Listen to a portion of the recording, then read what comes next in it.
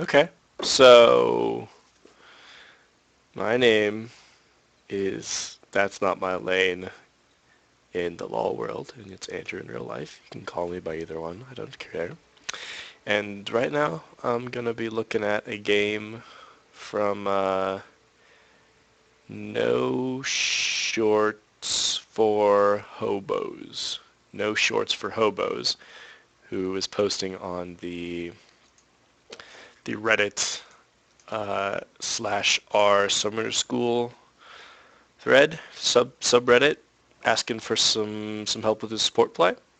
So I asked him to send me some replays. I'm gonna take a look at this one and just kind of go through it, talk about it, and see what happens. So he's playing Soraka on his team. Looks like he's got. I'll just wait for all this to load in. So Soraka silver bot lane, got Warwick in the jungle. They've got a Shen in the top lane and a fifth party yet to be named. We'll get back to that, I guess. Master Yi, Graves, Morgana, Zed, and somebody else. So it looks like it'll be Graves and whoever else shows up as support as their matchup. So Soraka, Sivir, the first thing I'm thinking about, oh, no, that's their jungler. I guess Master Yi is supporting whatever. Um, the first thing that I'm thinking about here is how Sivir and Soraka can combat the Graves. So Cat just showed up. Um, a lot of Graves' damage comes from, at least his early damage, comes from his ability to just kind of burst you down with his Q, which is a completely broken ability to begin with, and it does tons of damage, tons of burst damage, and obviously you can throw in a few auto attacks in there as well. But it especially works really well if you're playing Graves with the champion who can hold someone still, like a Tark with a stun, or even like someone like a Lux who can bind someone. Um, Nami's actually a pretty decent one nowadays too with that bubble. But the point is, if they get held still for a second, you can dash to reposition yourself really quickly, and then just blow them up by hitting them with all the shots from your Q. So Sivir and Soraka both have two really good things to handle that. Um, Sivir's being her spell shield, which you might actually be using on uh, not necessarily Graves' Q, but on whatever CC ability that's going to be holding you in place, like the Targ stun or the Lux Q. Not really a huge concern for them this game since it's Master Yi support, unless Morgana's going support, which then her Q bind which would be one you'd use it on. And then of course Soraka's just got heals, so that can help you out. You take the damage, but 10 seconds later you're back at full health because Soraka heals are just that good. Or if you're being quick about things, you can use a heal as Graves is lining up to do his combo because that's going to give your AD carry a ton of armor. Um, you can't neglect the fact that armor buff is really quite good. I don't know why LoL replay takes so long to load. It's quite obnoxious. But yeah, I mean, theoretically, you should be able to win this lane matchup as long as the Master Yi doesn't do anything too crazy. The if Silver can land her boomerangs correctly, you're going to be doing tons of damage there. And I'm not sure if it's really true anymore, but at one point in the game, a long time ago, Silver's boomerang was the highest damage ability at level 9 or something. So you've got that going for you, which is nice. And then come level 6, of course, Soraka's got her even more healing power. As far as ganks go, Maokai ganks are going to be pretty strong, even starting at level, from the beginning, level 2 to 4. If he takes his, actually, I guess it would start level 3, because not many Maokais would really start anything but the saplings at level 1. But since he's got his root and his knockback, that's a lot of control he can offer to a gank, especially in a lane where the most control they have is a slow from Graves. Granted, it's probably the most broken slow in the game because it makes you not be able to see anything, but the point remains that if they're not careful for the Maokai ganks, or even the Morgana ganks from mid lane, you're going to be taking a lot of pain. The spell shield comes into play again there, but even, that's only one ability, and that's on, I think, a 23, 21 second cooldown.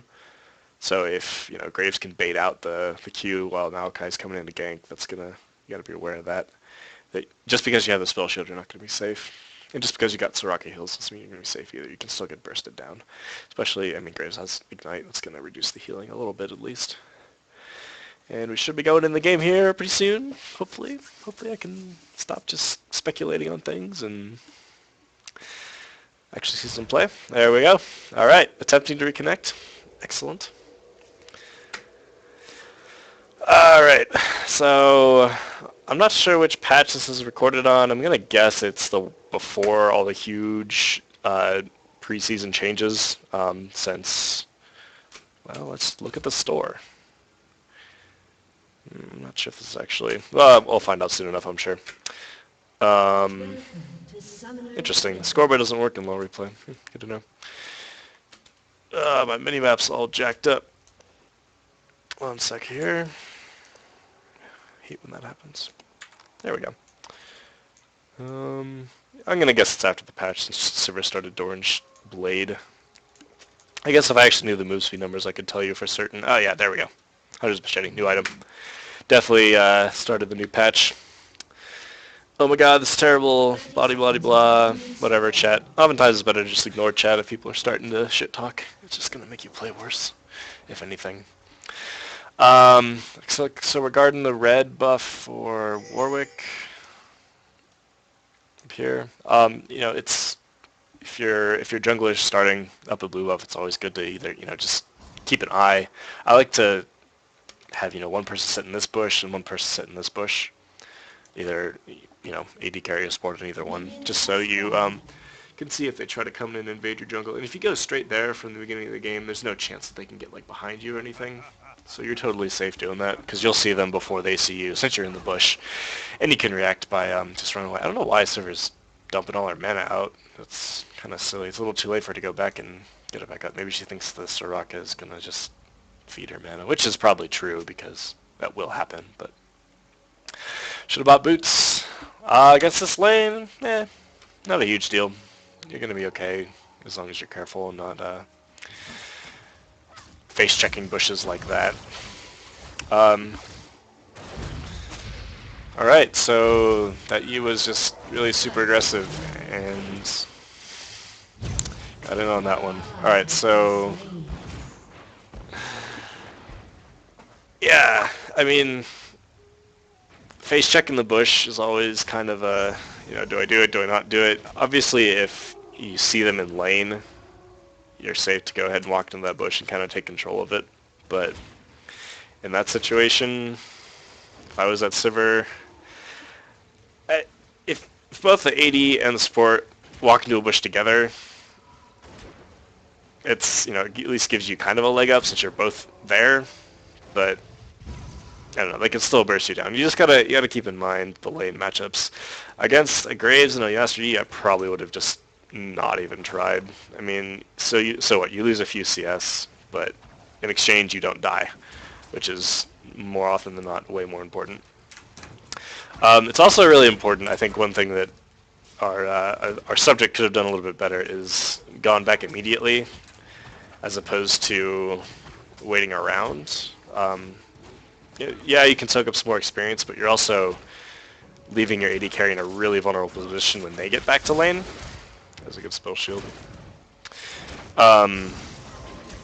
Because anytime it's a 2v1 situation and the enemy knows it, they're going to be aggressive on you. They're going to either deny you experience or kill you straight up. And that's just not good, because obviously you don't want to die. Looks like they got a gank though. Warwick's pretty lackluster in his ganks before level 3. The enemy team should be fine here. There's exactly 0 CC available right now to anyone. I guess the Warwick had red buff, even though it's that stupid new red buff that you can't even see. I hate that. I don't know why they did that. It's really stupid. But yeah, the point that I was trying to make there is you always want to make sure that your AD carry is supported in lane, and you're not leaving someone to a 1v2 situation, because any smart player is going to take advantage of that and punish you for it, whether that be killing you or denying you experience or whatever it is. Speed this up a little bit. We'll make it back to lane. So I'm gonna talk about this ward here. I don't think that really revealed anything. I noticed it's a pink ward. I mean, obviously, if you have a pink ward and you see one go down, more often than not, it's better to just straight up pink it, regardless of its position or anything, because just being aggressive with your ward denial is going to put you ahead, because they're going to be forced to expend more wards to stay informed about what's going on. But with this positioning in particular, in the river bush, I really don't like it, because what is this telling you? It's telling you if somebody ganks from the river, you're going to see them as they're walking in. Like, it doesn't give you enough warning, is what I'm trying to say. If you have only one ward to expend and you need to get some vision of the river, throw it right here, next to the wall, because you're going to be able to see from Tribush, you're going to be able to see a little bit up farther to Dragon. It's just going to give you more time to react. And if you are paying attention to the map, it doesn't matter if they go into the bush, because you will see them go into the bush. And unless they just be out from there, you're going to know when they leave as well. So granted, yeah, you're going to have to pay attention to the map a little bit more. Putting the wards, not in the river bush. But that's something you should be doing anyway. And if you don't ward in that bush, you're going to be forcing yourself to do it. Granted, there are situations when you do want to do that, but there's always exceptions to every rule. It's just kind of my general rule of thumb. Don't ward that bush. It doesn't really do you much good. So they're kind of getting pushed back quite a bit here, but Server's being aggressive, and might turn out okay for you guys. Not quite. Alright.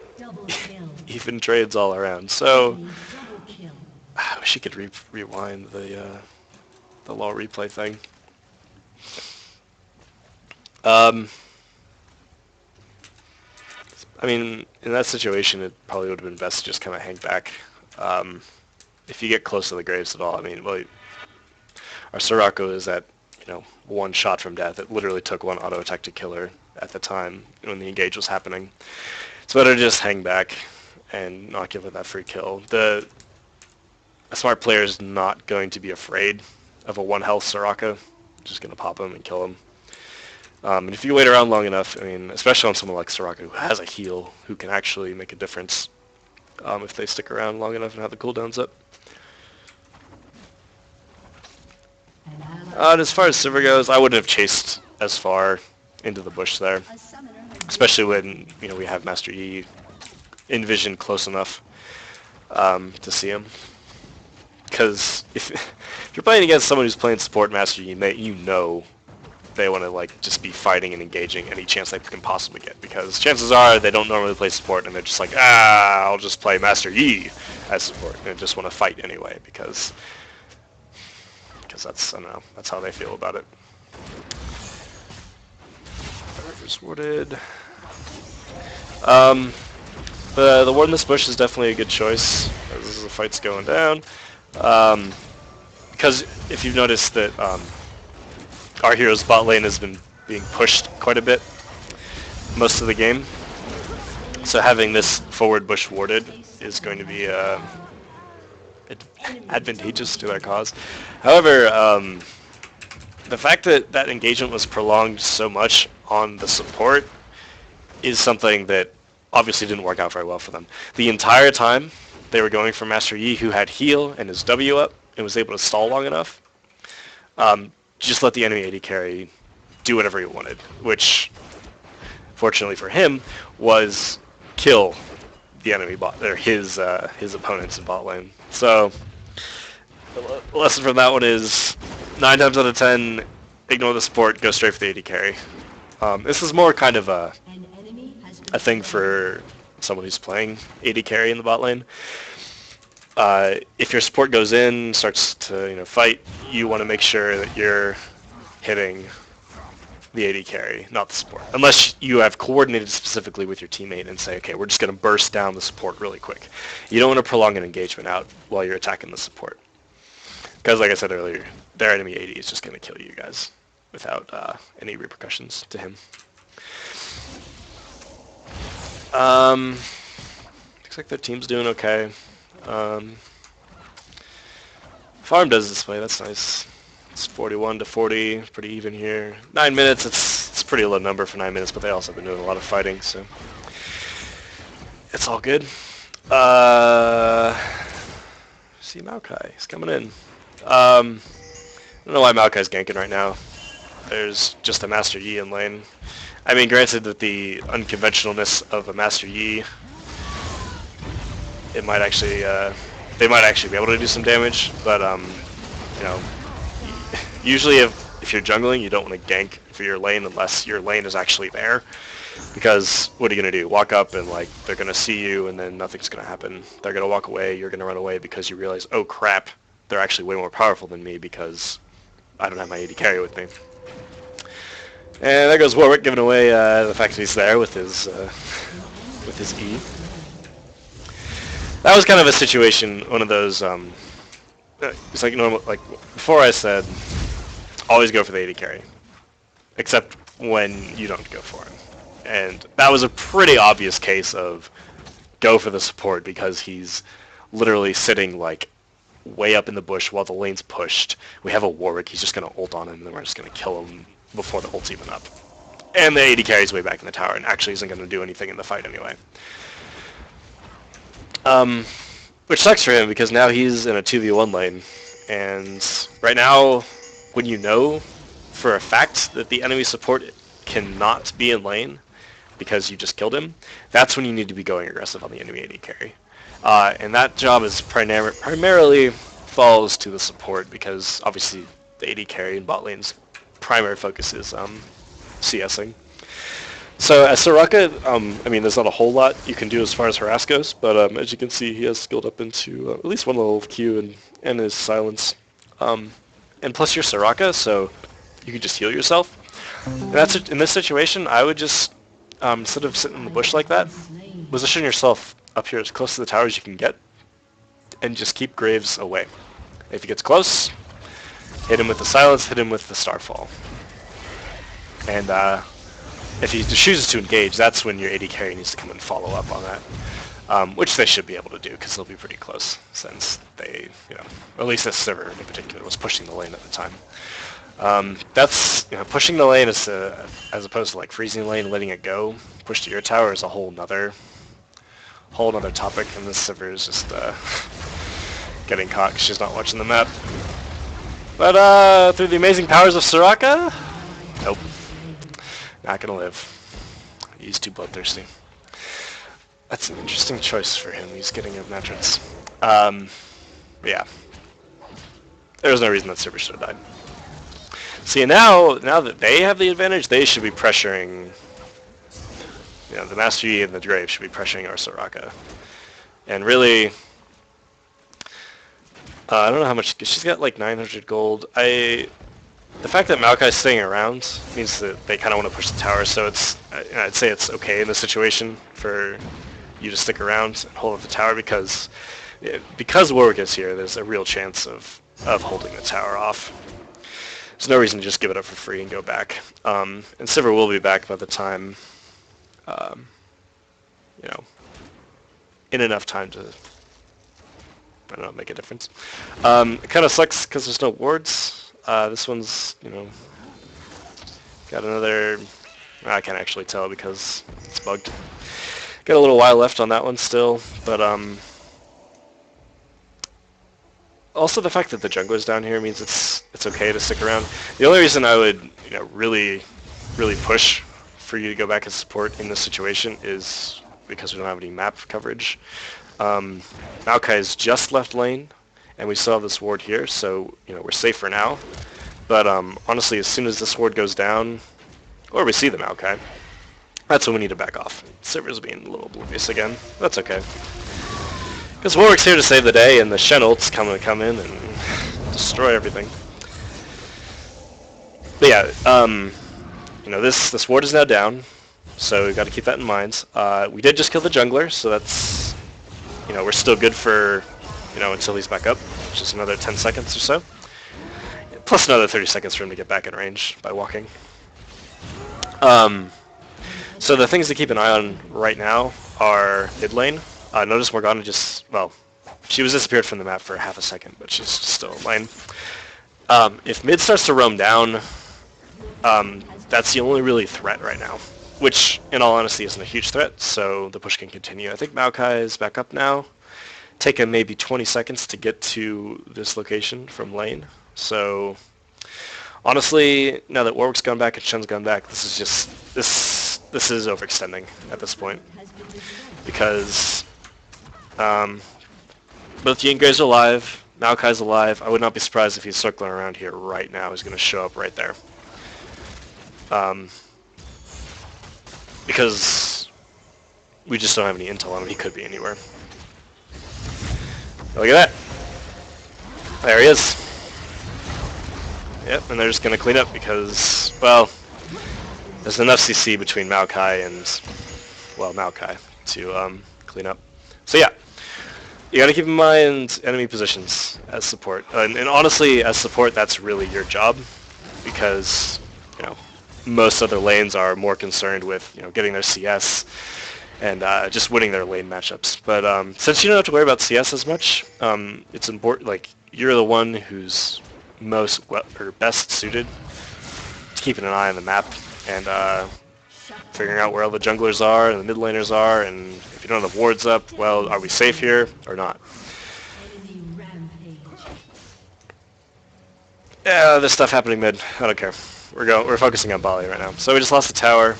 Losing a tower bot lane really isn't the worst thing in the world, especially if you're a little bit behind or a lot bit behind, because at that point you're free to just let the lane push up to about right here, have the AD carry freeze the lane, farm safely, get back in the game with a little more CS. It's kind of hard to call exactly what to do as a support in that situation because you're not really needed there anymore. AD carry is very safe. I think the best thing you can do is just, you know, ward like the red buff and the tri-bush, or if you're up here, the tri-bush and the blue buff, and then just leave them alone and go roam mid, try to make some plays there, and obviously start, you know, warding important spots on the map. This is an extremely important ward to have when you're on the bottom side. And this actually applies a lot to laning phase as well. If you're on the bottom side of the map and you have this location warded and this location warded, there is no way that anyone, well, no one can get into your jungle by conventional means. Obviously, if someone has like a wall hop or some way to dash through walls, they can still get it undetected through like, through whatever different ways. But basically, a ward at the Wraiths and a ward at Dragon is going to give you a lot of safety in bot lane. Stuff's happening mid. Yeah, that Graves puddle is overpowered. You would have had Cat if that wasn't there.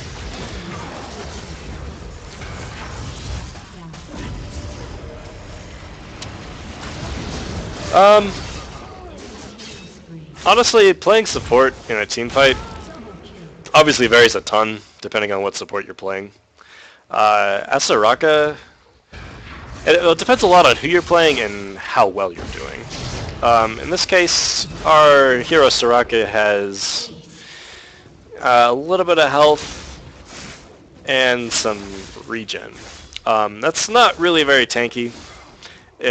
More likely than not, you're going to be using your heal on somebody else because they're actually going to be, you know, in there fighting and taking damage. So you can't really rely on the armor you get from that to help you tank. So honestly, the best, kind of like a good rule of thumb for any support if you don't really know what to do in a team fight, is just hug your AD carry. Like, just stand by them and help them out. Because, you know, when it gets to late game, they are going to win the fight for you.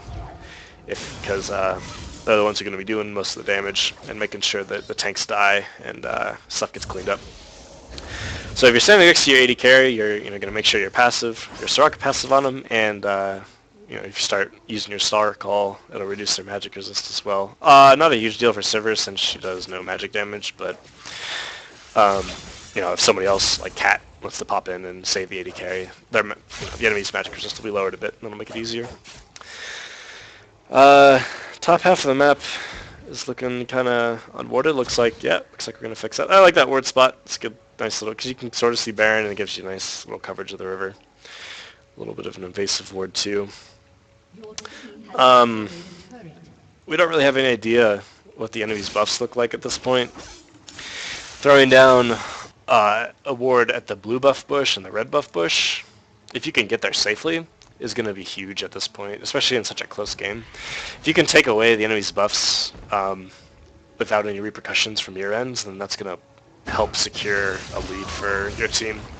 And as support, who his job is one of your jobs is making sure wards are everywhere. That's something you can always be focused on, is getting wards down on key objectives for mid game. Also support, speaking of objectives, you should get in the habit of getting timers on everything. This team fight goes on. Let's see, so where's Soraka? Soraka's kind of dancing around in the middle. Nobody's really noticed her yet. And actually,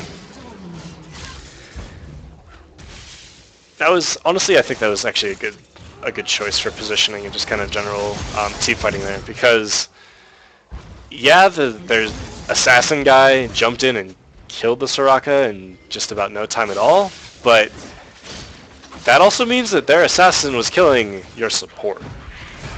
And especially on someone like Soraka, who uses her ultimate, uses her W maybe twice a fight, maybe a silence twice a fight, it's not going to have that big of an impact on the fight overall. In fact, it's going to put you guys in an advantage, because their big damage dealer is going to waste a bunch of his stuff killing a support. If your team reacts fast enough, they can also probably kill him while he's focusing you. I don't know, I didn't really notice where Sivir was during that entire time, but she should be, far enough back that if someone jumps in the middle of the team like that, they should just get shredded. I think there's a problem with her build, but that's just me. She actually doesn't have any damage yet, which is kind of a problem, because as an attack damage carry, you need to do damage. Yes, Static Shiv, it discharges things and does damage, but the point is you don't have a BF item. And BF items are kind of important.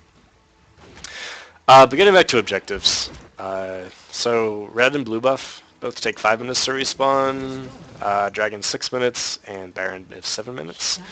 And those are 3 easy things that you can do as a support to help your team out. The big ones obviously are Baron and Dragon, because they're kind of the easier to contest since they're in the middle of the map. And it's, all you have to do is just, okay, so let's say Baron died right now, so 2203. That plus 6 is 2803. Dragon. So now Dragon's up at 2803, and it'll be recorded in the chat too, so you can look back and not have to do the math again. That way, and that's only one part of the step. You also got to obviously look back and keep in mind all those things. I don't know why you healed right there. They're actually kind of a preemptive thing. Wasn't really too much of a threat. Now that Morgana's in the middle of your team and about to ult, now would be a good time to use that ultimate. Blah team fight. It's kind of a cleanup at that point. That Morgana kind of dove in and got chunked by everyone because her team didn't follow her in. But yeah, on objectives, there really is 2 parts to keeping track of objective timers. You gotta obviously get the timer down, but then also do something about it. If typing on the timers on literally everything on the map is great, but if you're not going to follow up and actually capitalize on the fact that you have that information, then you're not making use of its full potential. The reason I say to focus primarily on Dragon and Baron to begin with are obviously because they're easy to get to, and the buff timings, like the opponent buff timings and your buff timings, is really something the jungler needs to be concerned with. since they're the ones who are going to be initiating counter jungling or buff stealing, stuff like that. But it never hurts to help them out. If you see a buff go down, just add 5 minutes to the time when it does. Then it's recorded. He can choose to act on it or not. You can try and get him to act on it.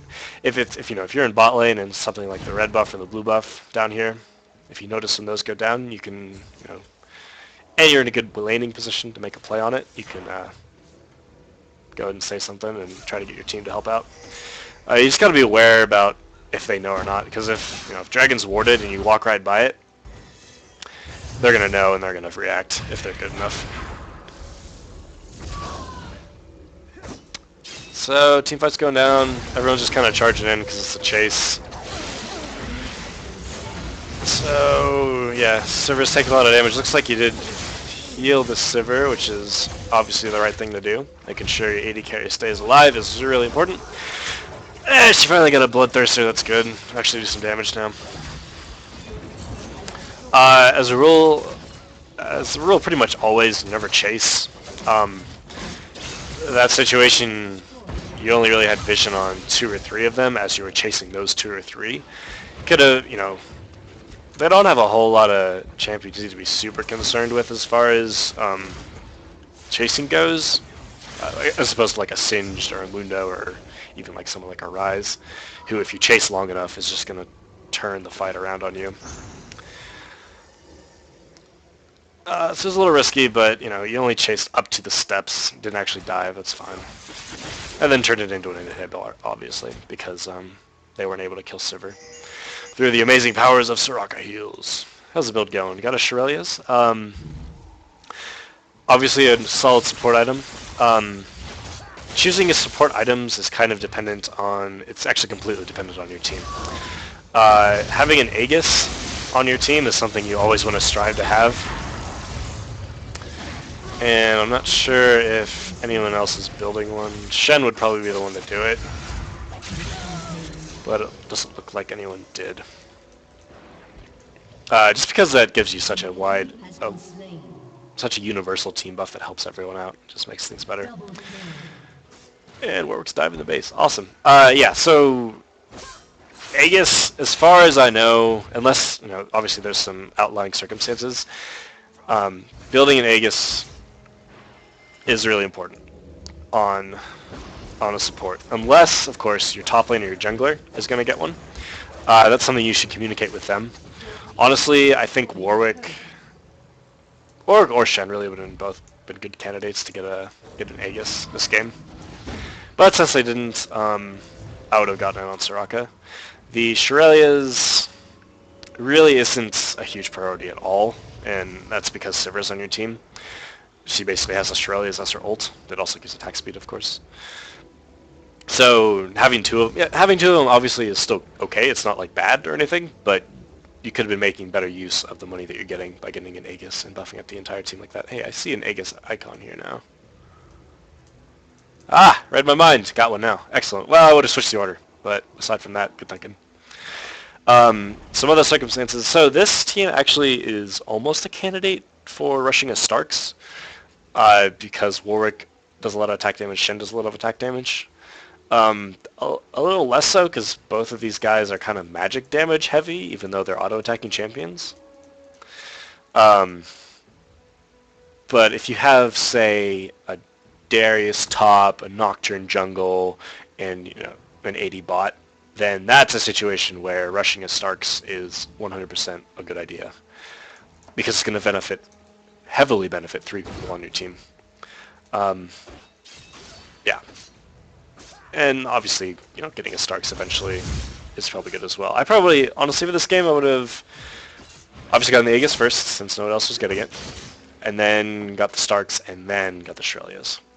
That'll allow you to keep your gold generation item around a little bit longer. And, yeah, and you don't need it because of Sivir's ultimate. I think the Ruby Sightstone, the upgrade on it, I think you need to wait a lot longer to get it, because you get plus 200 health and the ability to put down 1 extra ward, and obviously 1 more ward total. I don't think the benefits of buying it outweigh the money that it costs, at least early to mid game. Absolutely late game, if you got a site 7 here warding things like mad, you should upgrade it when you've got the surplus money. But I think it can wait. There's no reason to rush it, especially on a ranged support champion. Obviously, if you're getting kind of in the middle of things and being sort of a pseudo tank for your team, it's going to help out because you're going to have a little more health. But this especially applies to if you're playing someone like Lux who just stands in the back the entire time. You don't need to get Ruby Sightstone until your 6th item. Looks like it's about to wrap up here, since they're diving the fountain and all. But overall, the points that I would take away just from this particular game are make sure you're basing your item choices off of what your team has, what your team needs. Make sure to not leave someone alone in bot lane. And just protect your AD carry in team fights. So yeah, for laning phase,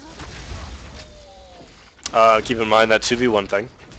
For mid game, keep in mind the item builds and what you're going to prioritize. And then for late game, stick with your carry. Make sure they stay alive. And it looks like the game didn't end, so my tone of voice changing outro didn't really work out. But I only got one inhib down. I don't know. I honestly wasn't paying too much attention to how the fights were progressing, just because that's not entirely what the focus of this commentary is on. But given the choice between diving straight for a Nexus and getting an exposed inhibitor, personally I would opt for the inhibitor because that's just more solidification that you can, win the game. Right now they should just really be rushing Baron, getting a ward here, maybe one here, and yeah, just doing that. And obviously reacting if they approach. If you're doing Baron and you see the other team obviously is going straight for you, you need to back off immediately, unless it's within like 2 shots from death. Because fighting against the team and Baron is just going to put you in such a bad position.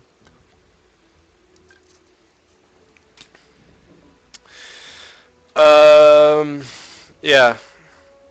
In fact, it's entirely possible the enemy team has rushed Baron now, and we have no idea if they had or not. Yep, now they realize.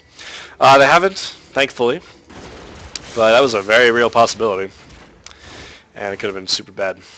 Looks like they kind of got it with the program now. Warwick's going to go and ward this up, give us good vision, maybe, unless his Wriggles is down somewhere else. I don't know. I haven't been keeping track of that. But, yeah, let's get some wards down. Yeah, there you go. Good job getting the wards down where they need to be. One in this bush is totally good, too. Damn. Whoa. Shit's going down, apparently. Looks like we're just going to dive into the base instead of going for the Baron. Somehow Sivir died 1v1 versus Graves. Not that Sivir should win 1v1 versus Graves, but... yeah, that was... From a winning the game, smart play standpoint, that was just...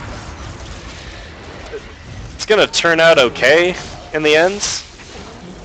But you really shouldn't just dive straight for an exposed Nexus if their entire team is up, especially if you're like the support and you're super squishy.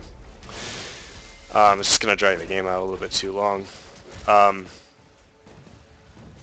If they had blown enough on you to like use all of their ultimates to kill the one support killing the Nexus, then sure, it's worth it because then your team could just mop up afterwards. But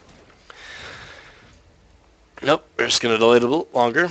So the Shard of True Ice, I actually haven't really dealt with it too much. I know it gives you like the AoE slow thing, builds out of the cages. Grants additional 4 gold. Oh, it retains the gold thing. That's pretty sweet. And it gives some mana regen. Nice. It's a solid item. I would say, like the AoE slow thing, it's going to be useful in very situational initiates. Usually if your team has a strong initiator, the putting an AoE slow around them is just going to make it uh, kind of like a win more clause, if that makes any sense. So like you're already going to win, and you're just going to like win more by doing that. Someone like a Malphite or a Moo, people with super strong, really solid initiates, you don't really need that. But on the other hand, if you've got just someone super tanky that lacks really strong initiation, or maybe only single target initiation, like Warwick maybe, then I can see that being really useful.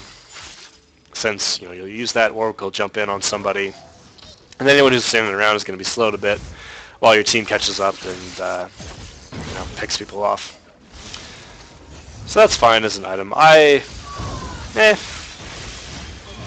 probably wouldn't build it personally. I think it's kind of, obviously a situational decision. I think well, honestly, okay, so the decision here would be between that and Starks. And I would probably have gone for Starks simply because I'm an AD player and I love it when my supports get Starks. But that's, obviously a biased opinion and not necessarily what's best for the team. But on the other hand, it's also we're arguing over very small details here. Anyway, so we're going to finish up now since we just aced him and everyone. Well, everyone but Soraka? No. Who is that? Doesn't matter. Everyone but Sivers is alive. So next is going down, and that's GG. Yeah, I'll just reiterate those points that I was talking about earlier when I thought the game was going to end. Laning, so the 3 stages of the game, just little ideas to take away. During laning phase, always make sure that you're staying in an either even or ideal numbers situation. So don't leave your AD to go 1v2 or don't leave yourself to go 1v2 versus the enemy team. And conversely, if they are in a situation like that, make sure you pressure them and make them pay for it. During mid-game, think about your build choices, think about their team, think about your team, and what's going to benefit you the most. And finally, during late game, make sure your support stays alive. And yeah, we'll go ahead and call it there. If you have any questions or want to talk about any of this, please message me, add me in game, talk to me on Reddit, what have you. Everything is under ThatsNotMyLane. Like literally any way you could contact me. Through email or YouTube or in LOL or on Reddit or on OWN TV. Just look up ThatsNotMyLane. Anyway, hope you enjoyed this. Hope it was helpful. If you did take the time to watch it, please let me know if it was useful or not. If you liked my voice. Voice is kind of funky right now because I'm a little sick, but hey, whatever. Anyway, signing off.